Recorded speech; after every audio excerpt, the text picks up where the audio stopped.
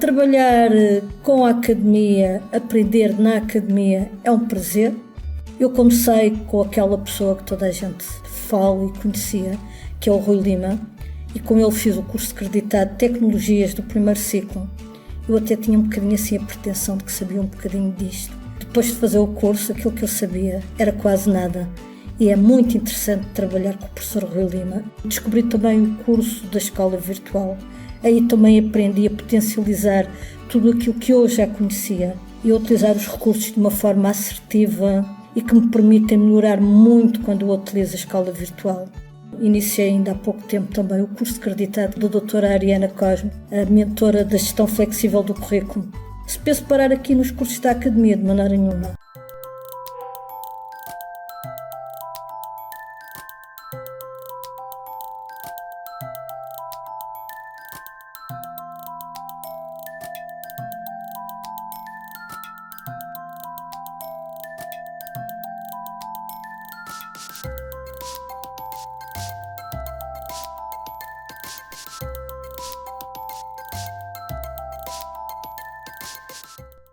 Eu sou a Sandra Duarte Tavares e juntos vamos aprender a escrever e a falar bem, sem erros.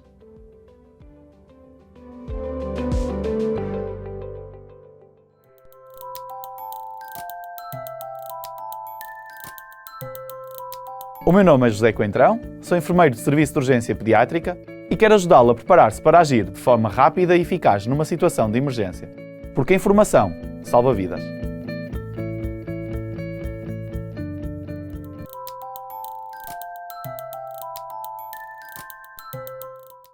O meu nome é Inês Moura, sou coach vocal e quero convidá-lo a embarcar comigo nesta viagem pela sua voz.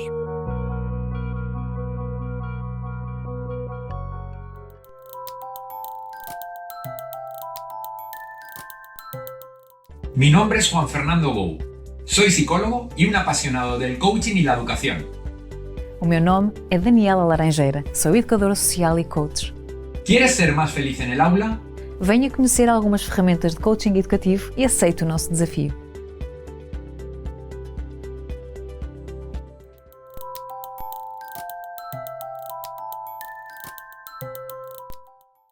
¿Puede la psicología hacer que las personas realmente seamos más felices? Seja mais positivo e aprenda a usar as suas forças no que o faz realmente feliz. Aceite este desafio.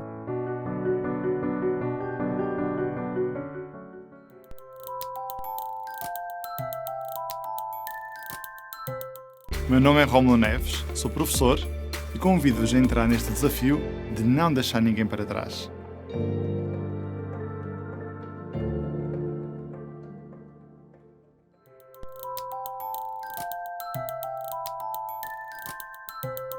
Eu sou Elizabeth Jesus e juntos vamos demonstrar para que serve aprender história.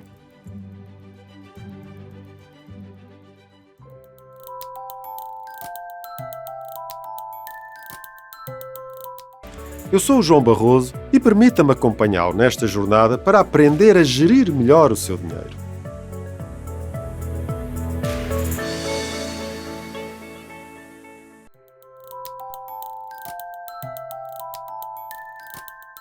Eu sou a Sofia Almeida Santos e proponho contribuir para um país mais ativo, crítico e inclusivo. Aceita este desafio?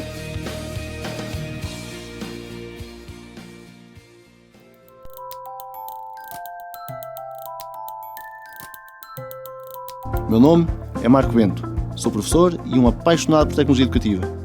Ligue-se comigo à nova Sociedade Mobile e ajude os seus alunos a tirar partido deste novo mundo de oportunidades.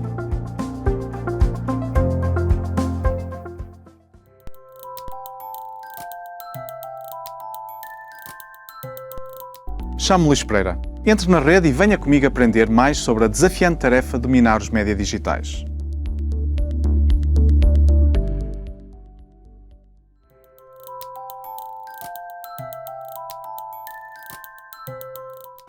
O meu nome é Ariana Cosme e convido-vos a acompanharem-me nesta caminhada que é a gestão flexível do currículo.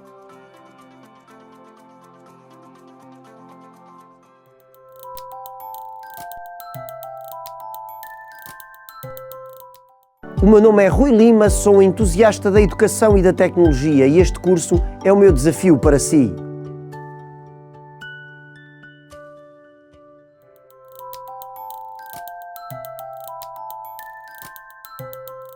Com este curso não estás sozinho.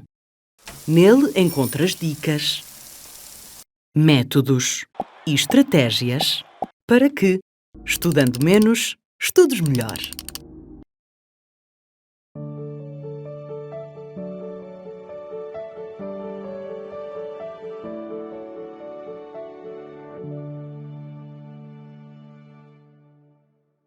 Olá, colegas. Muito obrigada por estarem aqui. Sejam bem-vindos.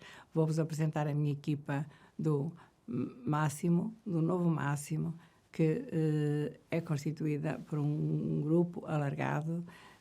Ao meu lado tenho a Ana Machado, fez formação com os autores das aprendizagens essenciais, já deu formação também no seu centro de formação.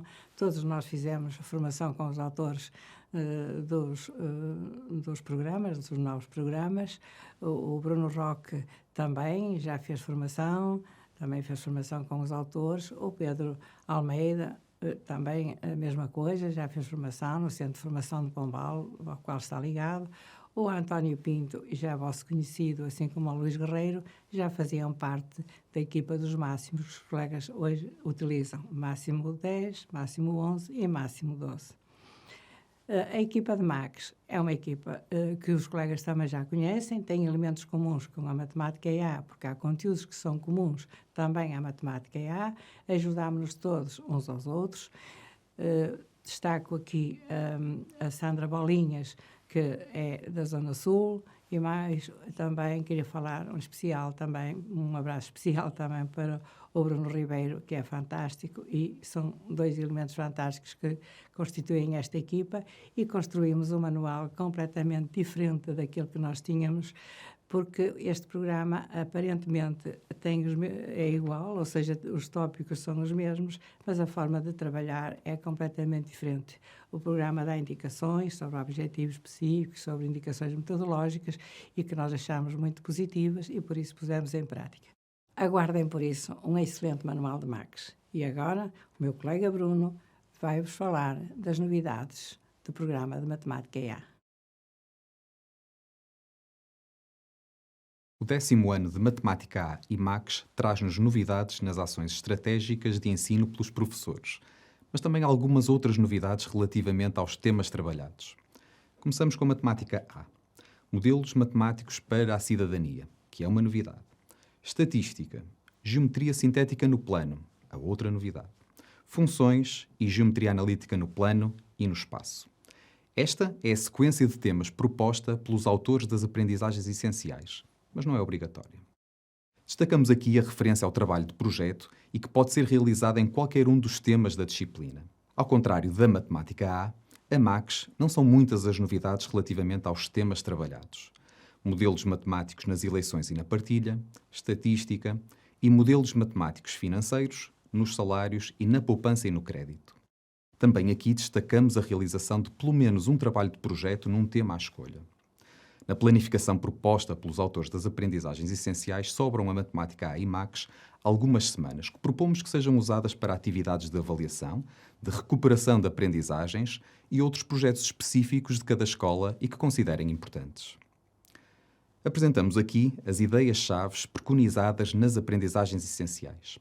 Por serem consideradas as ações decisivas do professor, salientamos aqui o destaque dado às tarefas e aos recursos educativos.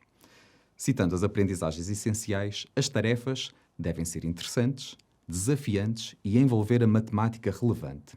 E podem assumir várias formas.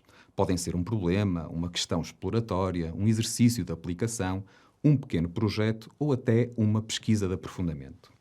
Não se pretende necessariamente que uma tarefa seja um conjunto de muitas questões encadeadas, porque sabemos o tempo que essa estratégia consome e muitas vezes os alunos perdem-se no raciocínio que pretendemos que desenvolvam, acabando por não lhes proporcionar a aquisição de aprendizagens que gostaríamos. Terminada esta pequena introdução, vamos agora ver o que se pretende trabalhar com os alunos em cada um dos temas de Matemática A e MACS no 10º ano. Começamos pelos modelos matemáticos para a cidadania, com o Bruno Ribeiro. Uma das ideias inovadoras do currículo, transversal às disciplinas de matemática, é a matemática para a cidadania. Para os autores das aprendizagens essenciais, a matemática deve contribuir para o desenvolvimento dos alunos enquanto cidadãos ativos, conscientes, informados e interventivos. Enquanto que na disciplina de Matemática Aplicada às Ciências Sociais, MACS, isto não é novidade, já no caso de Matemática A é completamente inovador. Parte do atual programa de MACS surge agora nas outras matemáticas, os modelos nas eleições, os modelos na partilha e os modelos nas finanças, ainda com níveis de aprofundamento distintos, sempre mais aprofundado na disciplina de MACS. Para além dos sistemas maioritários, tendo como exemplo base a eleição do Presidente da República, surge o método Borda com especial destaque. Este faz parte dos sistemas preferenciais, utilizando boletins de voto em que os candidatos são ordenados por ordem de preferência. Esta é uma boa alternativa aos sistemas maioritários, por exemplo, na eleição do delegado de turma. De seguida, são atribuídos pontos aos candidatos de acordo com a posição em cada uma das listas de preferências. As aprendizagens essenciais esperam que o professor aborde algumas eleições específicas, como as presidenciais, em particular a de 1986, porque houve uma segunda volta, as autárquicas, as eleições para a Assembleia da República ou as eleições europeias de 1987. Em Matemática A, não há métodos de partilha equilibrada. Ou melhor, com exceção de 2 métodos de partilha proporcional de lugares, Hont e Saint-Laguieu, que são também métodos eleitorais. Estes 2 métodos seguem procedimentos semelhantes, mas o método Saint-Laguieu beneficia os partidos com menos votos, enquanto que o de Hont, utilizado na distribuição dos mandatos na Assembleia da República, geralmente beneficia os partidos maiores. Nas eleições europeias de 1987, estes 2 métodos conduzem, por exemplo, a resultados bem distintos. No que diz respeito aos modelos matemáticos em finanças, há uma grande ênfase na questão dos salários e dos impostos. Uma das ideias-chave destas aprendizagens essenciais é precisamente a literacia financeira. Estas especificam alguns conceitos como salário bruto e líquido, contribuições para sistemas de segurança social, retenção na fonte para IRS ou escalões de IRS. No programa de MACS em vigor, que já é de 2001, apenas se referia impostos, de uma forma geral. Podemos observar aqui um recibo de vencimento, onde, partindo do salário base, o aluno terá de adicionar o subsídio de alimentação e deduzir os impostos, através da retenção na fonte e a contribuição para a segurança social. Ainda em torno desta ideia da literacia financeira, é importante que os alunos percebam como funcionam algumas transações bancárias simples. Por exemplo, simular o rendimento de um mesmo capital aplicando um regime de juro simples ou de juro composto. Podem fazê-lo através das fórmulas, recorrendo a uma folha Excel ou a simuladores disponíveis na internet. Neste exemplo, verifica-se que a proposta 1 é mais vantajosa ao fim de 1 a 5 anos. Mas existe uma tendência de aumento do valor do juro composto que poderá levar a que o capital acumulado da proposta 2 possa ultrapassar o da proposta 1 nos anos seguintes. Para concluir esta secção dedicada aos modelos matemáticos para a cidadania nas disciplinas de MACS e de Matemática A, vamos fazer aqui um pequeno comparativo. No que diz respeito aos métodos eleitorais e métodos de partilha, em MACS devem ser abordados mais procedimentos e de uma forma mais aprofundada. Sendo que nestas aprendizagens essenciais o importante é compreender os métodos através da análise do respectivo algoritmo. O método Borda, por exemplo, é dos poucos métodos que é referido pelo próprio nome nas aprendizagens essenciais de MACS, que são mais omissas do que o programa 2001 em termos de referência a métodos concretos. O programa 2001 referia especificamente os métodos de Hamilton, Jefferson, Webster, Hill, o algoritmo para distribuição de mandatos no Parlamento, que é o de Hont, ou o procedimento de último a escolher. Também falava no método último a diminuir ou o método livre de inveja de Taylor e Brahms. As aprendizagens essenciais apenas referem especificamente o método Hont e o de Borda. Depois, claro, propõe a exploração de diferentes sistemas de votação, por ordem de preferência, sem dizer quais, exceto o de Borda, o maioritário com 2 ou mais voltas, métodos de aprovação e outros. No caso da partilha equilibrada, também não são nomeados quaisquer métodos. Apenas sugere-se que se deve definir a partilha em situações concretas, partindo sempre da análise de diferentes métodos nos casos contínuo e discreto. Relativamente aos modelos em finanças, a inflação, os investimentos financeiros, os empréstimos e os tarifários são tópicos abordados apenas em MACS. Em Matemática A, o tema dos empréstimos é sugerido como possível aprofundamento através de um trabalho de projeto. Passo agora a palavra ao Pedro, que irá abordar o tema transversal e estatística. Os conteúdos deste tema são os atuais do programa de MACS e são comuns a todas as matemáticas. Colegas, temos 6 semanas para trabalhar este tema. Começa no vocabulário específico de estatística, passa pela análise e organização de dados univariados e termina na análise e organização de dados bivariados. O que há de novo? Pouco, mas há algumas nuances que pretendo destacar. Para os colegas que ultimamente têm trabalhado apenas com o ensino secundário, realça a classificação de variáveis já trabalhada no ensino básico. Nas variáveis quantitativas, temos as discretas e as contínuas. Nas variáveis qualitativas, fazemos a distinção entre as nominais, como a cor dos olhos ou o sabor de iogurtes, e as ordinais, que têm associado uma certa ordem, por exemplo, a categoria dos automóveis ou a classificação numa maratona. Outro destaque que pretendo realçar prende-se com o cálculo dos percentis. Neste programa, a tónica no estudo dos percentis deve ser na sua interpretação, na caracterização da distribuição dos dados e no contexto da sua representação gráfica e não no seu cálculo por processos analíticos. Em vez de recorrermos àquele processo que envolve as áreas do histograma, podemos obter graficamente valores aproximados para os percentis a partir da função cumulativa. Finalmente, o gráfico de linhas. Este que constava na síntese habitual que fazíamos dos gráficos é aqui considerado como um caso particular de um diagrama de dispersão, em que o tempo é a variável independente. Como podemos operacionalizar as aprendizagens deste tema? O programa refere que devemos realizar pelo menos um trabalho de projeto no 10º ano. Embora tenhamos sugestões de trabalho de projeto em todos os temas, consideramos que esta metodologia poderá ser uma boa estratégia para trabalhar a estatística. Nesse sentido, sugerimos a realização de um trabalho de projeto estruturado, com tarefas bem orientadas e um objetivo específico e que permita o acompanhamento do professor em pequenos momentos de aula ou através da escola virtual, na plataforma Dreamshaper.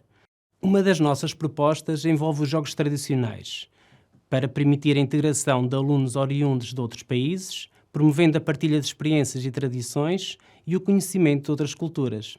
Consideramos que é importante ter sempre um produto final. Este poderá resultar num póster, numa exposição ou num evento a nível de escola. Se na estatística não há grandes novidades, nas funções já não é bem assim. Vou passar à Maria Augusta para vos contar tudo. Nas funções temos muitas novidades. Os polinómios passaram para o 11º ano. A injetividade apenas se trabalha no 12º. Não se fala mais de função par nem função ímpar. E, no caso da subjetividade, desapareceu completamente o termo deste programa. Para além destas novidades, temos ainda aquilo que é mais comum, que é o estudo de uma função. Aqui no estudo de uma função, nós vamos estudar o máximo absoluto, o mínimo absoluto, ou o máximo relativo, o mínimo relativo, vamos estudar os zeros, vamos construir a tabela do sinal, vamos construir a tabela da monotonia.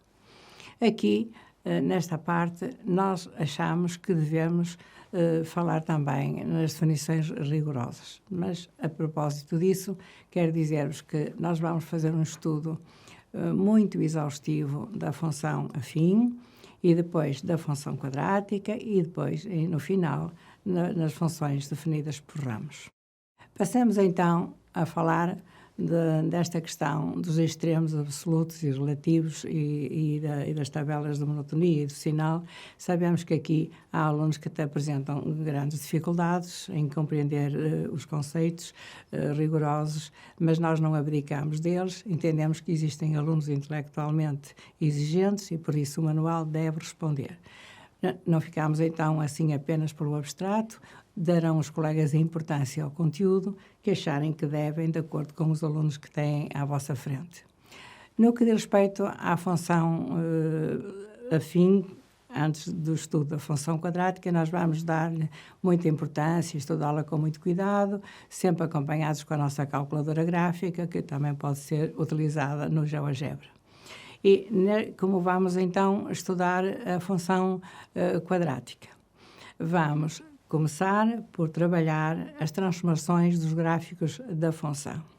E vai ser com base neste estudo que nós vamos estudar a função quadrática de uma forma diferente e mais interessante até do que aquela que era habitual.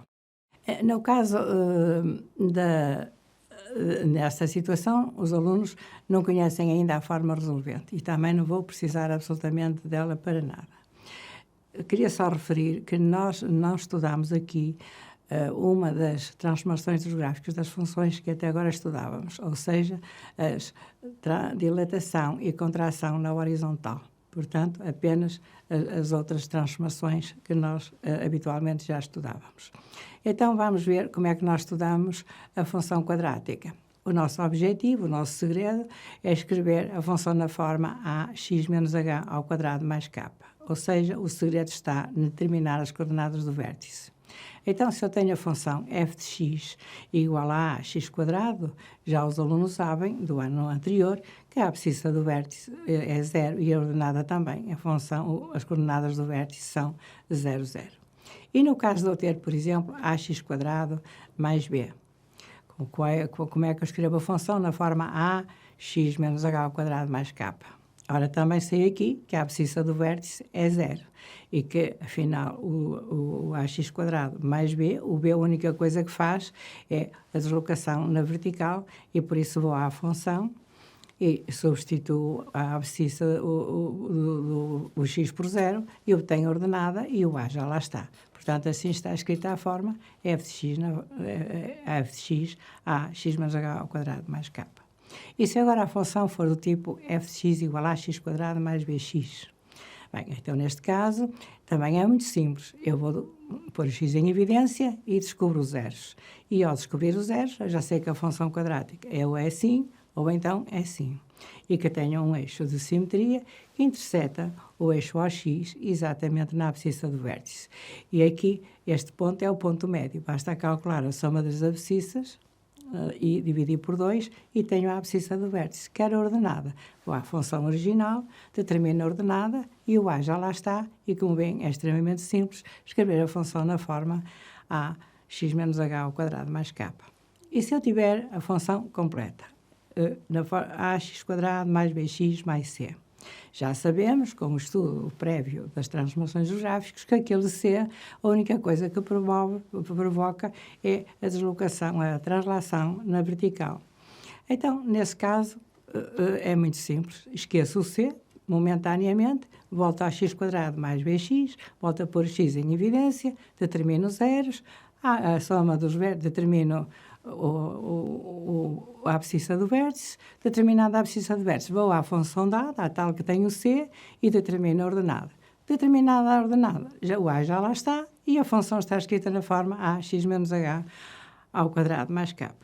Quero agora os zeros. É muito simples, igual a 0, passo o k para o segundo membro, fica menos k, divido por a, fica menos k sobre a, e de 3, 1, ou a raiz quadrada, portanto, fica x menos h, igual a mais ou menos a raiz quadrada de menos k sobre a, e de 3, 1, ou a função não tem zeros, ou tem um zero, ou tem 2 zeros. E por isso, como veem, colegas, a partir daqui eu estudo qualquer função quadrática e de uma forma original, diferente e mais interessante até do que aquela forma que nós normalmente, e mais simples até do que aquela forma que nós trabalhávamos até agora.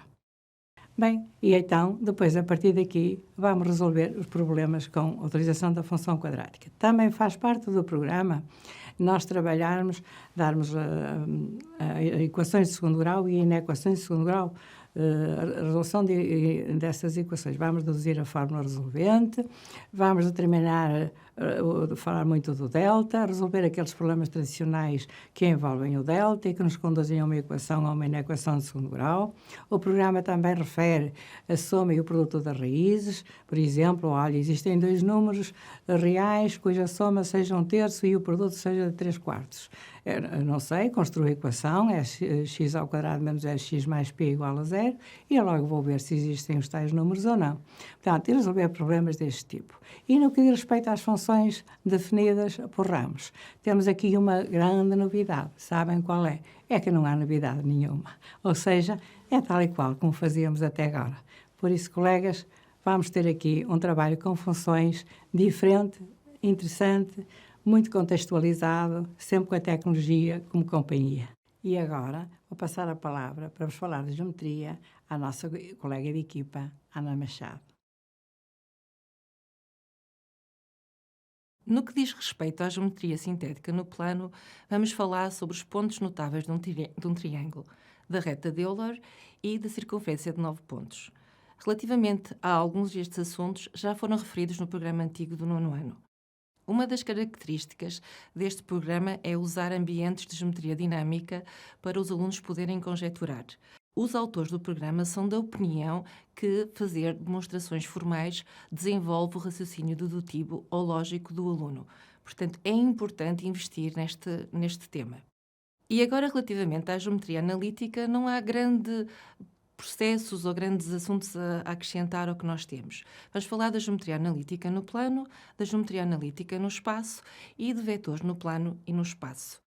Relativamente à geometria analítica no plano, vamos voltar a usar ambientes de geometria dinâmica. Com estes ambientes de geometria dinâmica, e neste caso na geometria analítica, podemos fazer conexões com a geometria sintética. Refiro que a equação da circunferência será apenas a equação reduzida. Será mais fácil para os alunos perceberem e entenderem a equação reduzida da circunferência. Não deixo de acrescentar que nós temos novamente o transformado dos pontos relativamente a uma reta. Não é para fazerem nem decorarem nada, regras para esses pontos, não. Apenas saberem fazer o transformado dos pontos relativamente a uma reta. Relativamente à geometria analítica no espaço, não temos grande coisa de novo a acrescentar. Vamos ter as coordenadas dos pontos, vamos ter planos paralelos aos planos coordenados, retas paralelas aos eixos. A equação da superfície esférica ou da esfera será apenas a equação reduzida e temos os nossos planos mediadores. Portanto, neste caso, não há mesmo nada a acrescentar, ou seja, tudo o que nós lecionamos no outro programa será válido neste programa. E agora temos os nossos vetores, os vetores no plano e os vetores no espaço. Relativamente a estes, só há uma outra coisa que não se refere o vetor posição nem o segmento de reta orientado. De resto, os vetores no plano e no espaço serão exatamente iguais. Vamos estudar vetores livres, a seguir trabalharemos com vetores em coordenadas e depois, claro, vem a nossa equação da reta. Equação da reta vetorial no plano e equação da reta no espaço. Portanto, vetorial no espaço. Na geometria, usamos ambientes de geometria dinâmica para os alunos chegarem a conclusões e podermos trabalhar determinados aspectos. Mas as novas aprendizagens têm também o pensamento computacional. Iremos trabalhar alguns exemplos com o Bruno.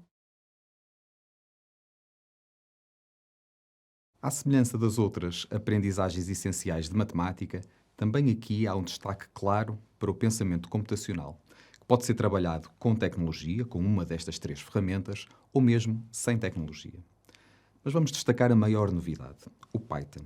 O Python está disponível em plataformas online, como o Google Colab, onde qualquer utilizador com uma conta da Google consegue ter acesso, nas calculadoras gráficas com o módulo Python e ainda no site oficial com o seu ambiente próprio, que pode ser instalado em qualquer computador. Sobre o Python, os autores das aprendizagens essenciais são claros, colegas, e com isto esperamos que fiquem mais descansados. Não fazem parte dos objetivos das aprendizagens essenciais o aluno ter conhecimento de comandos específicos ou de técnicas de programação em Python. No entanto, os alunos têm de ser capazes de analisar e interpretar algoritmos descritos numa linguagem natural. E é mesmo isso que nos propomos a trabalhar nas nossas tarefas e de forma gradual ao longo de todo o ensino secundário. Mas vamos ver um exemplo. Vai-se depositar um capital de 500 euros a uma taxa de juros simples anual de 2%. Primeira pergunta, sem qualquer novidade para nós. Qual é o capital acumulado ao final de um ano? Reparem que a partir daqui podemos trabalhar o pensamento computacional com questões deste género. O que muda se o capital inicial for 1000 euros? Para termos um maior capital final, seria preferível duplicar o capital inicial e manter a taxa de juro, ou manter o capital inicial e duplicar a taxa de juro. O que muda se a capitalização for ao fim de 2 anos. Mas vamos continuar com outra questão habitual nas nossas aulas, que a expressão relaciona o capital inicial, a taxa de juro e o capital final. Continuamos sem novidades. Reparem que até agora não precisamos de Python nesta tarefa. Reparem agora neste algoritmo escrito em linguagem natural. Depois de conhecermos o valor do capital inicial e da taxa de juro, calcula-se o valor do capital final com esta expressão. O aluno deve ser capaz de a relacionar com a expressão anterior e rapidamente concluir que dá o valor do capital ao fim de 2 anos. Para finalizar a tarefa é apresentado um programa em Python, que está nas aprendizagens essenciais, e pede-se apenas ao aluno para o implementar e interpretar o resultado que obtiver. Usando o Google Colab, de que já vos falei, escreve-se o código em Python. Executando o programa, obtemos o capital final de 1030 euros. O aluno copia os comandos e interpreta os resultados. A partir daqui, podemos fazer algumas alterações ao programa dado e usar o Python para os cálculos, focando o nosso trabalho na resolução de problemas e no pensamento computacional, com a análise e interpretação dos algoritmos. Colegas, sabemos que a utilização de Python é uma das grandes novidades destas aprendizagens essenciais para todos nós. E por isso mesmo, contem mais do que nunca connosco, seja para formação presencial nesta ou noutra área que considerem importantes. Colegas, muito obrigada pela atenção que nos dispensaram. Aguardem por manuais, como já estão habituados da nossa parte, feitos por uma equipa competente e alargada, que respondem em todas as áreas, e esperem por excelentes manuais de máximo 10 e também máximo max 10.